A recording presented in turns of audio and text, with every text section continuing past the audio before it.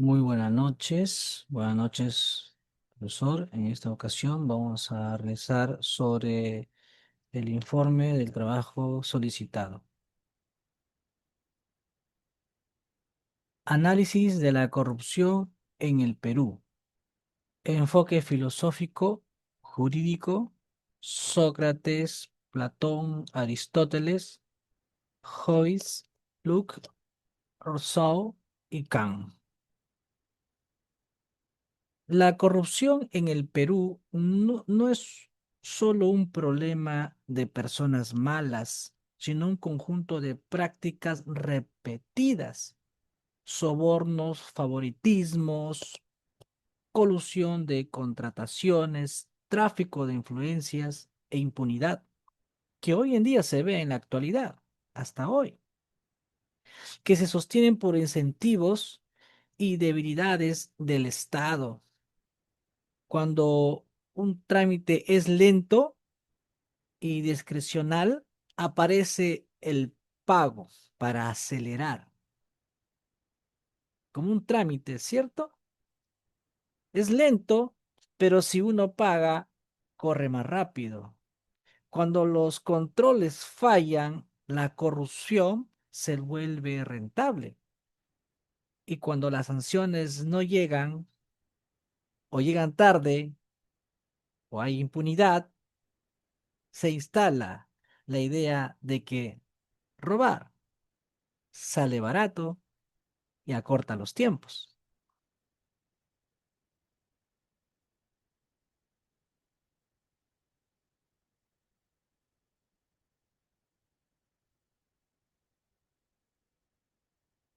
Este informe propone mirar el problema desde la filosofía del derecho de Sócrates.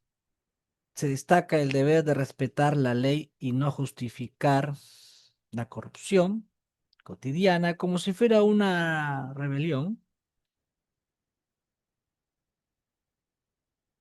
Con Platón se advierte que una democracia sin educación cívica y sin filtros de mérito puede degradarse en demagogia y reparto de cargos, lo cual abre puertas a la corrupción. Con Aristóteles se explica que la justicia y la virtud se forman por hábitos. La anticorrupción debe crear instituciones que faciliten conductas correctas y reparen el daño. Con Hobbes, Locke y Rousseau se muestra que el Estado necesita capacidad real. Hobbes, límite y control de poder, lo que nos dice Locke, y ciudadanía activa, ¿cierto? Orientada al bien común, donde los ciudadanos tengamos mecanismos de participación. Rousseau. Finalmente, Kant aporta el criterio del deber. La corrupción nunca puede ser una regla universal y siempre convierte a las personas en medios.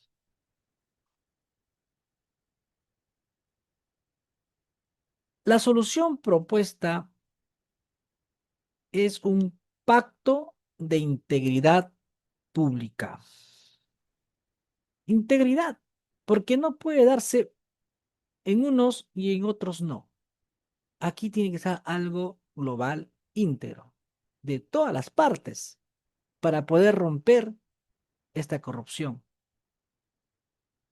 que combine reformas institucionales y culturales, que incluye, número uno, servicio civil meritocrático y profesional, y no al dedo, con evaluación y sanción. Dos, compras públicas con trazabilidad digital y datos abiertos. Tener toda la tecnología. Tres, justicia especializada y rápida en corrupción, con recuperación de dinero. Rápida en corrupción, porque si va a demorar un juicio 4 años, 5 años, 8 años, toma más fuerza la corrupción. 4. Protección efectiva al denunciante. 5. Reducción de discrecionalidad administrativa y simplificación de trámites. 6. Educación ética y cívica, obligatoria para funcionarios y estudiantes, lo elemental, desde la base, desde la inicial, primaria, secundaria, universidad, profesionales. La idea central es que la ley debe ser justa y aplicada igual para todos, y que la integridad debe convertirse en costumbres social e institucional. La corrupción es uno de los mayores obstáculos para la justicia, el desarrollo y la confianza social en el Perú. Cuando una obra pública se adjudica por colusión o se sobrevalora, las consecuencias no solo es pérdida de dinero, son hospitales mal equipados, colegios incompletos, carreteras peligrosas, servicios deficientes. Si hay corrupción, hay minimiza y hace que no se pueda generar otros trabajos más, como por ejemplo hacer un hospital en zonas rurales, en zonas alejadas del Perú. Se puede hacer un hospital, una carretera, pero la corrupción es lo que prácticamente hace que al robarse el dinero o sobrevalorar los proyectos, se pierde. Y quienes más sufren son los más pobres.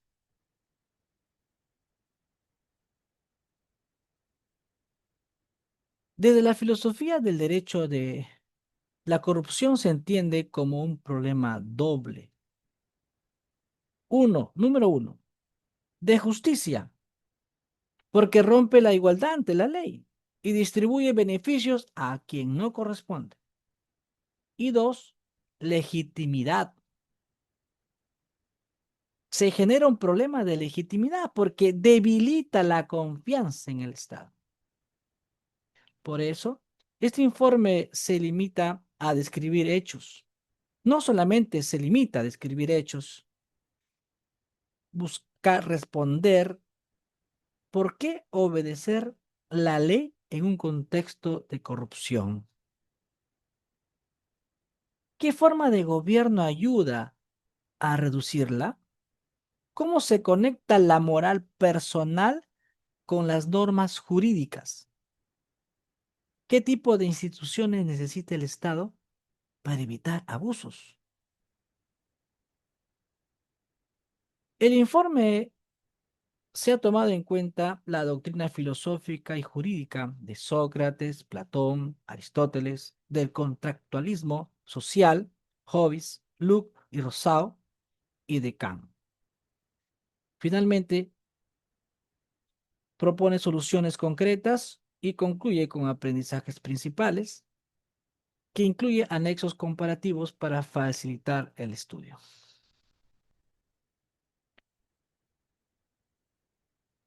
Para dar inicio a este marco teórico, primero debemos entender qué es corrupción. En términos simples, corrupción es usar un cargo, un poder o función pública o una posición de ventaja para obtener un beneficio privado, indebido. También puede ocurrir en el sector privado, pero este informe se centra en la corrupción que afecta al Estado y a la vida pública. Formas frecuentes de corrupción. Haciendo un análisis, un diagnóstico. Tenemos, por ejemplo, el soborno, pagar o recibir dinero, beneficios para obtener una decisión favorable. Colusión, acuerdos ilegales en contrataciones, funcionarios más empresas para repartir adjudicaciones o inflar los precios. Nepotismo y clientelismo, dar puestos, contratos o favores por amistad, familia o apoyo político, no por méritos, sino a veces por favores, ¿no? Tráfico de influencias, usar contactos para obtener decisiones del Estado, los famosos lobbies, malversación, desviar recursos públicos a fines privados, impunidad, otra forma de frecuente de corrupción, cuando la corrupción no se sanciona o se arregla. La corrupción puede verse a dos niveles: una microcorrupción, actos cotidianos como propinas para acelerar trámites, para evitar multas, ¿no? Por ejemplo, al policía de tránsito, certificados falsos. Y también existe otro nivel que es la macrocorrupción, redes que operan en contratos, obras, presupuestos y política. Ambos niveles se alimentan. La microcorrupción normaliza la conducta y la macro la organiza y la vuelve sistemática. Una entrada, un proceso y una salida. Para un enfoque jurídico, la corrupción es una infracción a la legalidad. Jurídicamente, una infracción a la legalidad. Para un enfoque moral, es una traición a la confianza social. Para un enfoque político, es un tipo de abuso de poder. Este informe integra los tres. Diagnóstico general de la corrupción en el Perú. Tenemos la alta discrecionalidad, decisiones con demasiado margen y poca trazabilidad, permisos, inspecciones, autorizaciones. También en el Perú se observa que hay procesos lentos y complejos, y lo hemos visto en la vida real. Trámites que generan cuellos de botella y motivan pagos para avanzar. En todo punto, en todas las instituciones: Policía Nacional, Poder Judicial, Ministerio Público, en todos los sectores. Débil control interno y externo, auditorías tardías, poca coordinación y sanciones que no se ejecutan, la impunidad, baja profesionalización del servicio civil, es decir, están los puestos, pero son puestos temporales, puestos solo de confianza, rotación por política y falta de carrera meritocrática. También se observa en el Perú que existe la captura institucional, grupos que influyen en decisiones públicas, especialmente en contratación, licencias, fiscalización. Esta captura institucional también la hemos visto, por ejemplo, en la Junta Nacional de Justicia, Tribunal Constitucional. Desconfianza social. La gente asume que el sistema es corrupto y baja su disposición a cumplir las reglas. Hemos tenido cuántos presidentes y tenemos presidentes dentro de una cárcel por corrupción.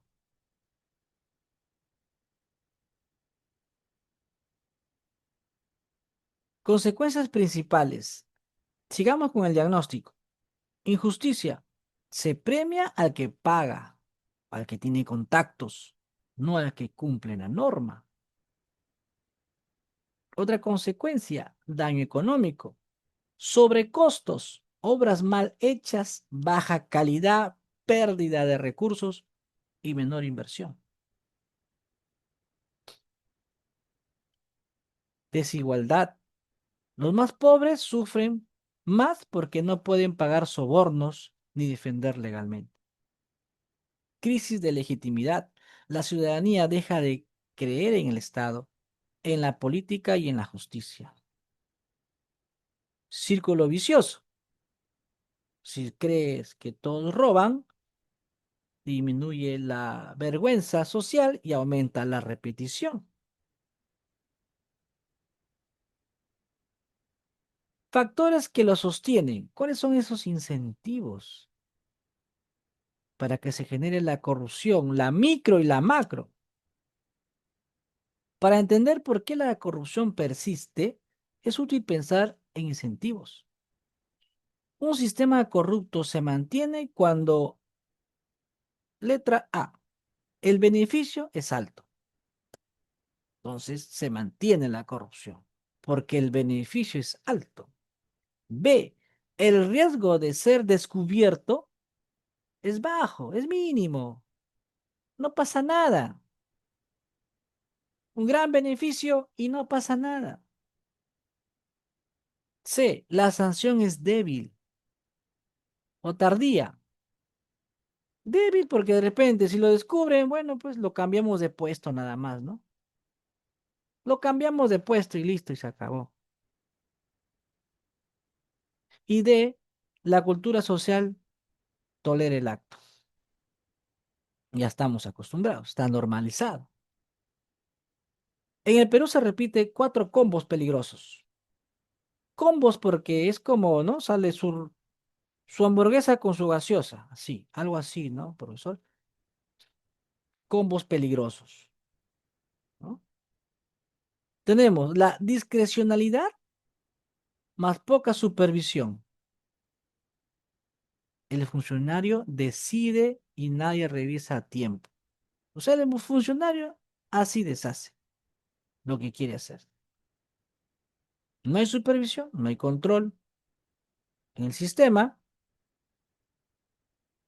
Trámite complejo, más urgencia ciudadana. La gente paga por necesidad, tiempo, salud, trabajo. Se va a un hospital, paga para que lo atiendan más rápido. Redes internas más protección política. El corrupto no actúa solo, se cubre entre varios. O sea, es toda una red interna. Y la impunidad, más normalización. Cuando se ve que no pasa nada, la práctica se vuelve una costumbre. Realidad peruana. Y con los combos que viene ya añadido. Con esta base pasamos al análisis filosófico jurídico para comprender el problema de raíz. Obediencia, forma de gobierno, virtud, legitimidad del Estado y deber moral, ¿no? Sobre el filósofo Kant. Bien. Análisis filosófico y jurídico. Una vez que ya hemos diagnosticado qué es corrupción y la corrupción en el Perú, vamos ahora a tratar sobre rescatando las ideas filosóficos y jurídicos de estos grandes teóricos que nos va a ayudar bastante sobre cómo entender y comprender y dar la propuesta de solución a esta corrupción en el Perú. Tenemos, por ejemplo, Sócrates, Platón y Aristóteles. Sócrates, leyes injustas y obediencia. Sócrates es famoso por su actitud ante la ley. Aun cuando considera injusta su condena, decide no huir. En la interpretación clásica, diálogo Critón, romper la ley para salvarse sería dañar el orden de la ciudad y actuar injustamente. En el material del curso se resume su doctrina así, que hemos tenido el material didáctico de trabajo durante las clases. El hombre debe obedecer las leyes humanas, aunque sean injustas. y su sacrificio es presentado como una enseñanza final de respeto por la justicia y la legalidad.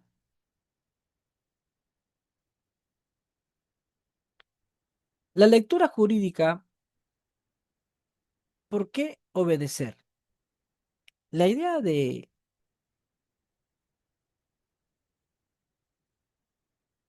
Ujú. La idea de Sócrates se entiende mejor si pensamos en un contrato social mínimo. Vivir en comunidad implica aceptar reglas comunes. Si cada persona obedeciera solo las leyes que le gustan y desobedeciera las que le incomodan, el derecho se rompería. En otras palabras, la obediencia general es condición para que exista un sistema jurídico estable.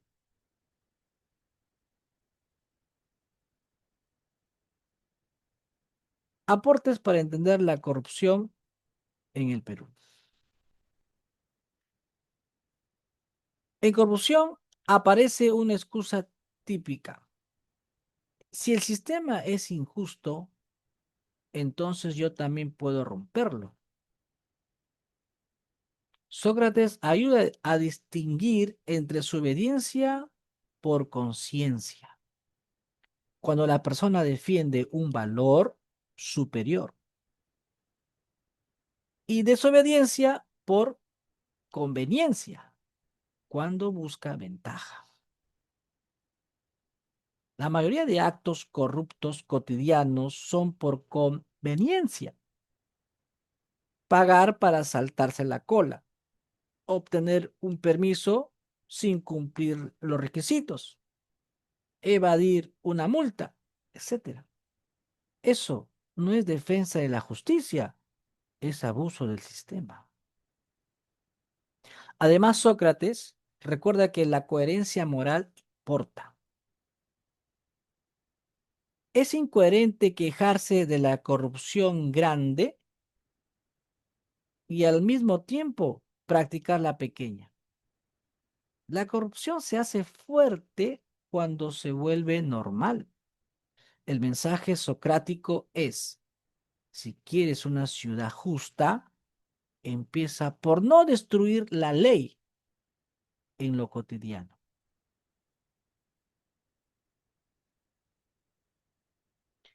Conclusión socrática aplicada. El ciudadano debe rechazar la corrupción cotidiana. Eso es lo que nos dice Sócrates. Si la práctica fortalece el sistema que critica. La autoridad debe respetar la ley como compromiso con la ciudad, no como obstáculo negociable. La salida principal es fortalecer la legalidad y hacer más justa y cumplible, no reemplazarla por arreglos. Ese es lo que nos indica Sócrates.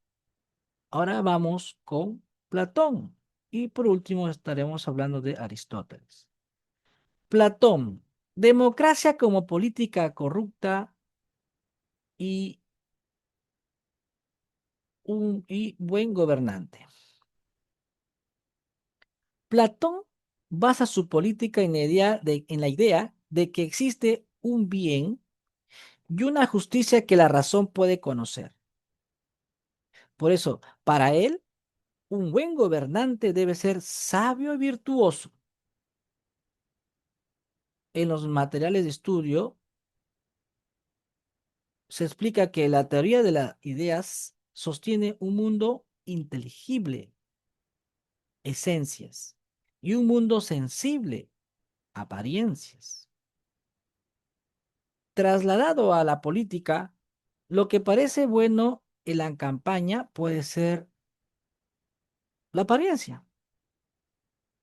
Lo verdaderamente justo debe guiar el gobierno. Lo estudiado en los materiales didácticos también resume la división social y el ideal del rey filósofo. Gobernar no por ambición, sino por sabiduría. dice Platón.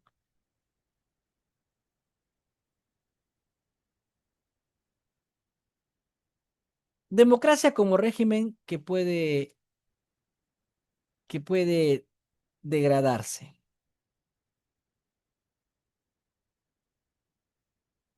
Platón critica la democracia cuando se vuelve gobierno de la mayoría sin criterio, domin- dominada por demagogos y con desprecio por la ley. En la infografía del material estudiado, que se ha dado en los materiales del curso, se afirma claramente, la democracia es corrupta porque puede perseguir a los especialistas y despreciar las leyes, y porque se basa en una libertad que corrompe, una libertad que se corrompe. Abstrayendo el texto sobre la democracia y Platón, discute cómo Sócrates y Platón ven los riesgos del gobierno de la multitud sin conocimientos, donde el voto o la persuasión retórica no garantiza justicia.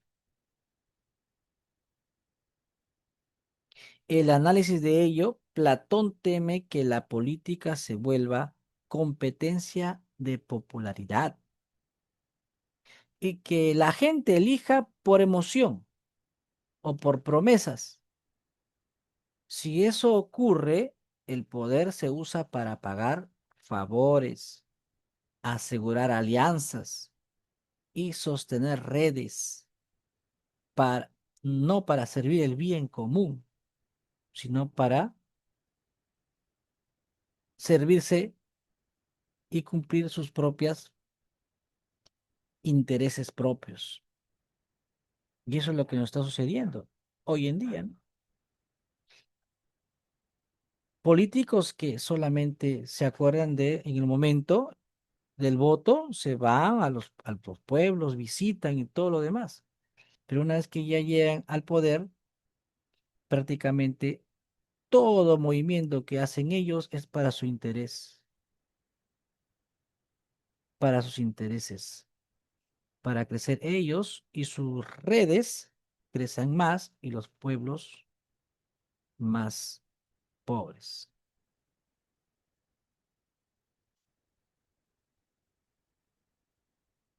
Conexión con la corrupción en el Perú. En el Perú, parte de la corrupción se relaciona con una política que funciona como reparto, ¿cierto? Puestos para aliados, contratos para financiadores y decisiones para asegurar poder. Platón diría que aquí la ciudad vive en el mundo de las sombras. Se ve la propaganda, pero no la verdad del interés detrás. Claro, como les decía, ¿no? Los intereses personales. Cuando la ciudadanía no exige capacidad y ética, se abre espacios para autoridades sin formación en gestión pública y sin compromiso moral. Conclusión platónica aplicada. Democracia sin educación cívica y sin controles tiende a degradarse en demagogia y clientelismo. Para reducir corrupción se necesita mérito, personas competentes y ética en cargos claves, con filtros y vigilancias. La autoridad debe estar sometida a la ley y a controles. La crítica platónica no justifica autoritarismo, sino exigencia de buen gobierno. En cuanto a Aristóteles, justicia y moral. Idea central, felicidad, virtud y justicia.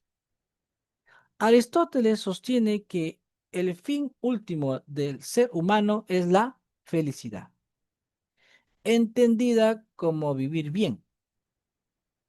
Esto requiere virtudes, es decir, disposiciones estables para actuar correctamente.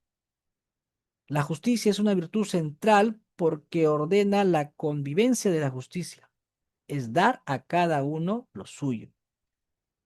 Y distingue dos tipos, distributiva y correctiva, además de justicia natural y legal.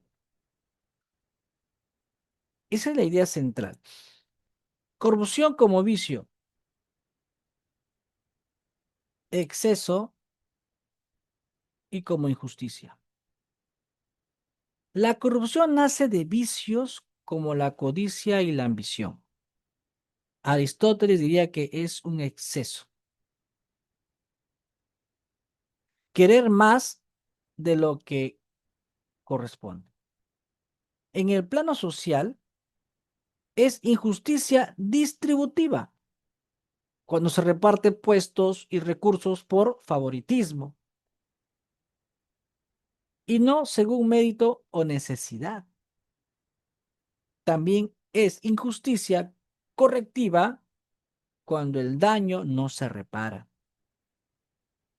Dinero perdido, obras defectuosas, servicios que no llegaron.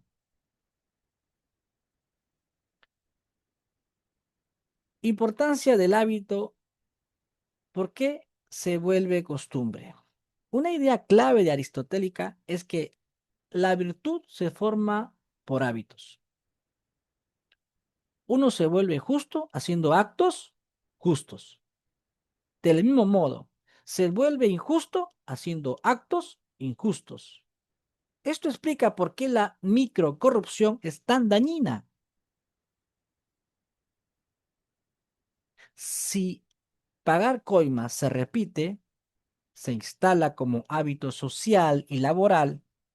Por eso, para combatir corrupción no basta con castigar al final, hay que intervenir antes, en los momentos donde se forman los hábitos, o sea, los malos hábitos, procedimientos, controles, educación y cultura organizacional. La ley como educación práctica. Para Aristóteles, la ley también educa, porque orienta conductas. Una buena ley no solo prohíbe, sino que hace razonable y posible cumplirlas.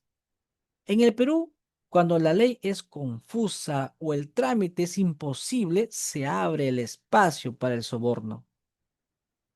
Por eso, una política anticorrupción debe incluir simplificación, rapidez, claridad, plazos establecidos, transparencias. Conclusión aristotélica aplicada. La corrupción es un vicio individual y una injusticia social. Da beneficios indebidos y quita oportunidades a otros. El combate anticorrupción debe formar hábitos institucionales, o sea, los controles preventivos en las micros y hábitos sociales, el rechazo a la coima. La justicia requiere reparación del daño, recuperar activos, reparar servicios, sancionar proporcionalmente. En cuanto al contractualismo social y corrupción, Hobbes, Locke y Rousseau.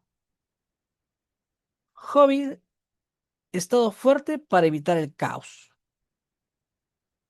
Hobbes parte de una visión realista del comportamiento humano. Si una autoridad común, las personas compiten, desconfían y buscan sobrevivir, para evitar el caos aceptan un pacto y entregan poder a un soberano que garantice paz y seguridad. En un texto del curso sobre el contrato social de Hobbes, en el material didáctico que hemos estado leyendo durante las clases, se analiza el papel del Estado y se discute si su teoría conduce a un modelo absolutista o liberal. Aplicación al Perú. Cuando el Estado no controla, La corrupción se vuelve la regla más, la regla del más vivo. Un estado débil significa investigaciones que no avanzan, sanciones que no se ejecutan y controles que llegan tarde. Hobbes aporta la idea de capacidad.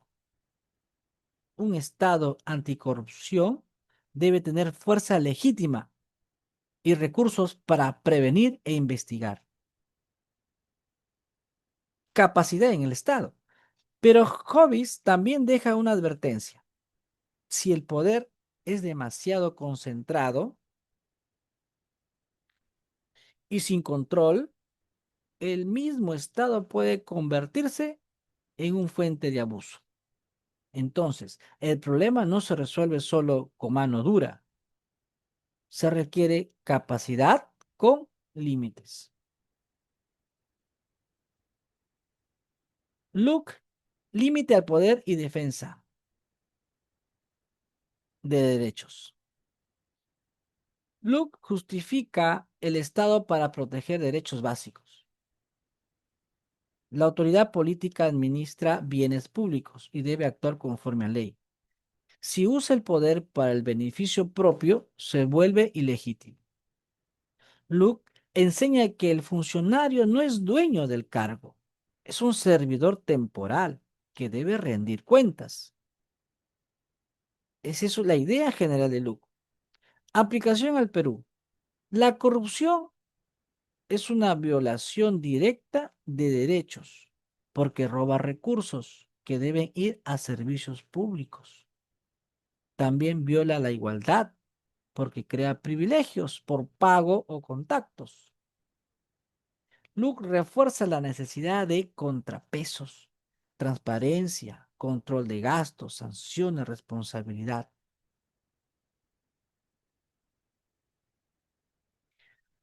Rosao, voluntad general ciudadana, ciudadanía y corrupción política.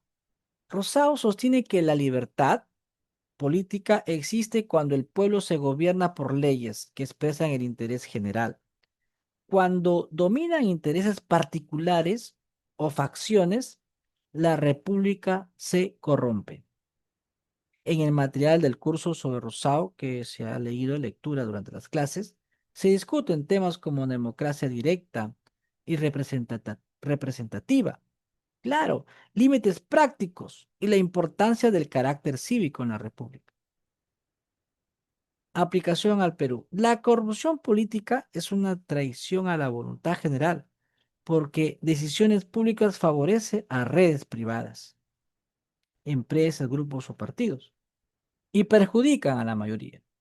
Rosao pone énfasis en el ciudadano. Sin participación y vigilancia, el Estado se captura. Eso se traduce hoy en transparencia real como control social, prensa libre, educación cívica. En conclusión, Rosao nos está diciendo que debe haber siempre ese mecanismo participativo del ciudadano para poder llevar el control de las diferentes instituciones. La participación democrática. Síntesis del contractualismo aplicada en el Perú. Uniendo los tres autores, Hobbes aporta la capacidad estatal, investigar, sancionar y prevenir con fuerza legítima. Luke aporta límites al poder, rendición de cuentas, control, protección de derechos. Rousseau aporta la participación ciudadana, activa, orientación al bien común y control social frente a facciones. La corrupción aparece cuando falla alguno de los tres elementos. Uno, estado débil, no sanciona. Dos, un estado capturado o sin límites, abusan. Tres, ciudadanía pasiva, ¿no? Una sociedad pasiva que sucede cosas y no dice nada, no vigila, no supervisa. Una reforma anticorrupción debe equilibrar estos tres puntos de acuerdo al contractualista de estos tres grandes autores. Kant, deber moral, dignidad y legalidad. Idea central, actuar por deber. Kant sostiene que una acción es moralmente valiosa cuando se realiza por deber, no por conveniencia. Además, Kant afirma que las personas tienen dignidad y no deben ser usadas como simple medio. Corrupción como contradicción moral. Si la máxima fuera sobornar cuando me conviene, esa regla no puede ser universal porque destruiría el sistema. Si todos sobornan, las normas pierden sentido y la administración pública se vuelve un mercado. Por eso, la corrupción es inmoral en sí misma, incluso si funciona para alguien, ¿no? En corto plazo.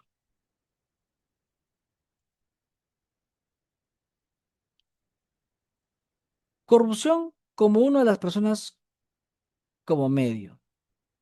En un acto corrupto, el ciudadano se vuelve un cliente que compra trato preferente.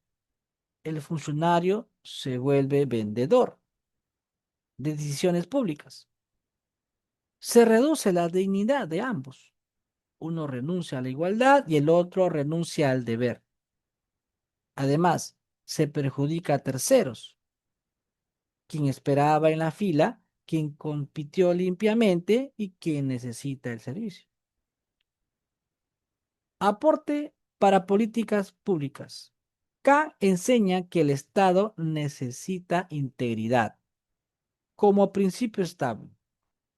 Esto se traduce en reglas claras, coherencia en sanciones y en una cultura institucional que valore lo correcto, incluso cuando no es lo más fácil. En corrupción, la ética no puede depender solo de discursos. Necesita sistemas que sostengan el deber que dice Kant, ¿no? Conclusión. Kantiana, aplicada. Integridad es hacer lo correcto, aunque nadie te vea. Sobornar o aceptar soborno es siempre injustificable porque no puede universalizarse. La lucha anticorrupción requiere formar conciencia del deber y sostenerla con reglas, sanciones justas. En base a ello, entonces, podemos decir las siguientes propuestas como solución frente a la corrupción en el Perú. Principios orientadores en síntesis de los autores. Tenemos legalidad responsable, no destruir la ley con arreglos, cambiarla por vías legítimas. Mérito y virtud en el gobierno, Platón, elegir y mantener autoridades, funcionarios por capacidad, ¿cierto? Por meritocracia. Formación de hábitos de justicia, Aristóteles, hacer del buen comportamiento una rutina institucional. Capacidad estatal con límites, Hobbes y Locke. El Estado debe poder sancionar, pero también ser controlado. Ciudadanía activa y bien común, Rousseau. Participación activa de los ciudadanos. Deber moral y dignidad, Kant. Actuar correctamente incluso cuando viene lo contrario. Paquetes de reformas institucionales. Medidas concretas. Servicio civil meritocrático y gestión de personal. Objetivo: reducir nombramientos por favoritismo y asegurar continuidad técnica. Tenemos concursos públicos para puestos claves con publicación de currículo vitae, entrevistas y criterios transparentes. Evaluación anual de desempeño con indicadores simples, ¿no? Calidad, plazos, cumplimiento. Rotación y doble control en puestos de alto riesgo. Esa rotación es muy importante, porque si se repite los mismos, se va generando la corrupción. Por eso es malo que exista una reelección de presidentes o reelección de congresistas o reelección de alcaldes, porque eso va a generar corrupción. Reglas estrictas de antinepotismo y sanción efectiva. Declaración y control de intereses. Registro de reuniones, regalos, viajes y posibles conflictos. Compras públicas y obras. Transparencia y trazabilidad. Objetivo: reducir colusión, sobrecostos y contratos dirigidos. Tenemos expedientes digitales completos y obligatorios, desde requerimiento hasta pago, confirma y registro de cambios, datos abiertos, fáciles de leer, proveedores, montos, plazos, ampliaciones, penalidades, supervisión, alertas automáticas, postores repetidos, sobrecostos, adendas frecuentes, tiempos anómalos. Eso también es importante. Es importante tener la transparencia y la trazabilidad, porque en esto de las alertas automáticas se debe dar lo más pronto. Por ejemplo, existen a veces adendas frecuentes que se generan al propósito para generar, ¿no?, la corrupción, los sobrecostos, sobrevaloraciones, control concurrentes en obras. Claro, acompañar durante la ejecución, no solo auditar al final. Lista negra de proveedores sancionados y reglas para evitar empresas fachadas, ¿no? También aquí tenemos otra propuesta: justicia y sanción efectiva. Objetivo: aumentar el riesgo real de la corrupción y reducir la impunidad. Fiscalías y juzgados especializados con plazos de investigación y uso de tecnología financiera. Medidas de recuperación de activos, embargo temprano, extinción de dominio cuando corresponda, reparación civil ejecutable y hacer que los plazos sean más cortos para evitar la corrupción. Sanción administrativa rápida, inhabilitaciones, lo más pronto, cuando existan pruebas suficientes, sin esperar años de proceso, que eso va a generar también una corrupción. Protección del proceso, evitar interferencias políticas, rotación de equipos, transparencia de decisiones claves, sistema de cumplimiento, que las sanciones se ejecuten, cobro de multas, ¿no? También tenemos otra propuesta en reducción de discrecionalidad y simplificación de trámites. Objetivo: cerrar oportunidades para la coima. ¿De qué manera? Procedimientos estandarizados, checklists y publicación de requisitos en lenguaje simple. Plazos máximos con seguimiento público del trámite. ¿Cómo va el estado del expediente? Pagos solo por canales oficiales. Prohibición de gestores en procesos sensibles. Todo bancarizado. Ventana única para permisos frecuentes. Auditorías aleatorias a decisiones aprobadas. Uso de tecnología de identidad y registro para evitar pérdida de documentos. Claro, ¿no? Porque si lo tenemos en físico, de repente se quema o lo queman al propósito los documentos. ¿Y cómo podemos probar que hubo corrupción? Pero si está en la nube, digitalizado, sería otra cosa. Otra propuesta: protección al denunciante y canales seguros. Objetivo: aumentar la detección y exponer a quien denuncia, sin exponer a quien denuncia. O sea, algo que sea anónimo. Canales anónimos y trazables con plazos de respuesta. Protección laboral y legal, con sanción a quien persiga al denunciante. Incentivos por denuncia relevante. Por ejemplo, reconocimiento o protección reforzada, evitando abusos, equipos internos de integridad, con independencia y supervisión externa,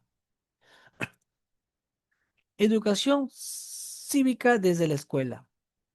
También estamos proponiendo reformas también culturales y educativas, porque como habíamos dicho, en el marco teórico, tiene que hacerse pues desde la micro corrupción.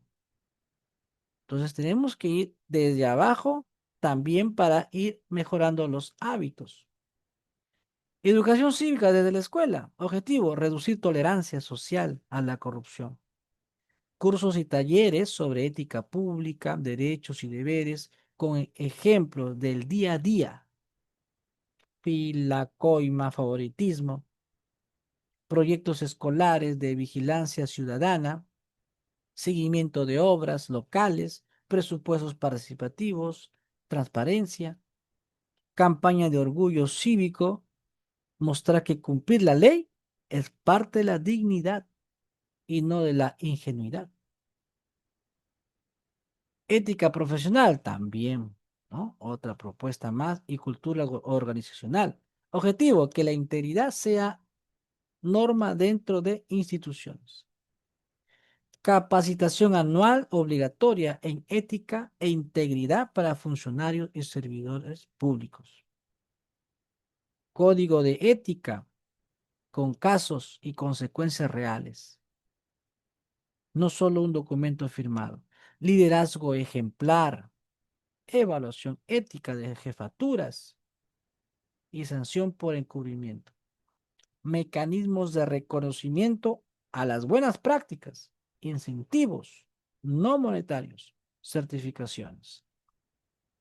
También estamos abarcando al control social y participación ciudadana.